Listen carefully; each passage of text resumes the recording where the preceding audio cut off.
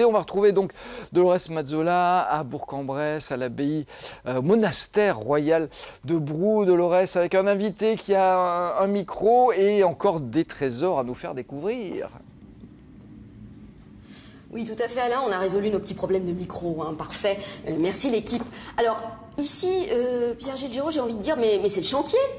Bah exactement, vous ne croyez pas si bien dire. Ce sont les préparatifs de l'exposition Quel chantier qui va ouvrir à partir du 8 juillet prochain et qui va présenter le savoir-faire des bâtisseurs, puis des restaurateurs qui ont construit puis restauré ce monastère royal de Brou. Alors, le monastère royal de Brou, il ne s'est pas fait en un claquement de doigts. La construction a commencé en 1506, 2 ans après la mort de Philibert.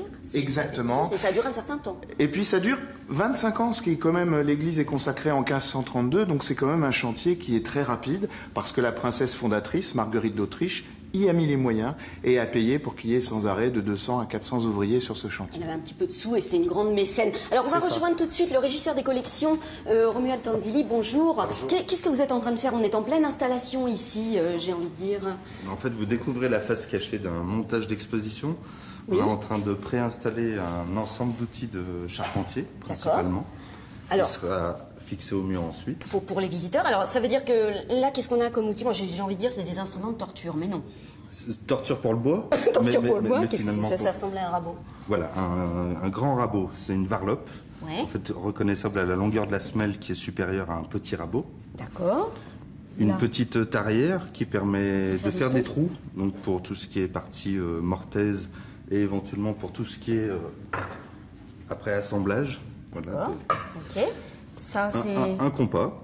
Un compas. Ah, c'est pas ceux qu'on avait à l'école, hein. C'est pas ceux qu'on avait à l'école. Ceux-ci permettent à la fois de tracer, mais à la fois de prendre des mesures. D'accord. Donc ça permet de prendre des écarts de poutres et autres pour reporter les mêmes dimensions un peu de partout. Ça, c'est pour le bois aussi, moi j'aurais dit, c'est pour la pierre. Ça peut ressembler. Il y a des outils qui sont assez communs entre le travail du bois et le travail de la pierre. Ça, c'est une bise aiguë. Ah.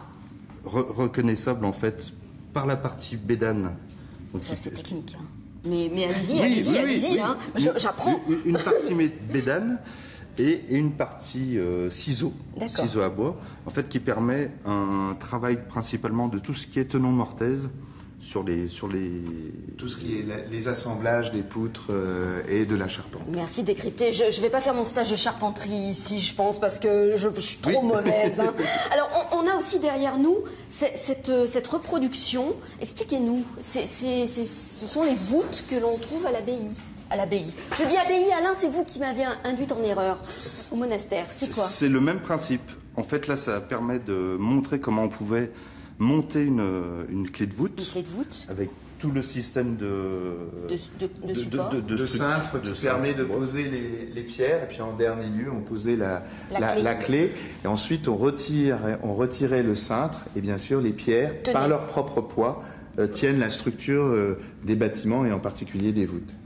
Alors, on a un hommage aux bâtisseurs, aux charpentiers, et on a d'autres corps de métier. Voilà, charpentier, bâtisseur, tailleur de pierre, sculpteur. On a une magnifique dentelle de pierre, un exemplaire de dentelle de pierre là-bas. Exactement, qui provient de la façade du portail de l'église et qui montre vraiment la profondeur des sculptures que savaient réaliser les artisans de cette époque et les restaurateurs qui interviennent parfois lorsqu'ils doivent remplacer des sculptures trop altérées par le temps et les conditions climatiques. Alors, Romuald, j'ai envie de demander, ces pièces qui seront ici présentées dans l'exposition Quel chantier, elles sont des facsimilés ou sont des choses qu'on a retrouvées? Un peu les deux. En fait, l'intérêt, c'est que vous avez des choses qui ont été démontées, restaurées sur le monument, donc qui permettent du coup une accessibilité directe au public, puisque c'est à hauteur d'homme. Et il y a aussi tout un ensemble de facsimilés ou de reproduction de maquettes qui permet de comprendre, d'être proche aussi du public et de comprendre comment ça pouvait être installé. Bon. Alors, avec cette exposition Quel chantier, on a une formidable approche de ces métiers qui ont œuvré ici pendant 25 ans au monastère royal de Brou. Merci Romuald pour ces explications. On va aller voir tout de suite un autre petit point de vue pour découvrir une autre surprise, Alain, très vite. Je vous en dis pas plus. On y va, Pierre-Gilles? On y va. On y va. Ne vous en dites pas plus, on garde le suspense absolument magnifique. Moi j'ai hâte de les voir, ces chantiers quand ils seront en route, parce que justement ce sont des ateliers, on pourra apprendre à comprendre comment fonctionnaient justement ces métiers-là. On nous dit tout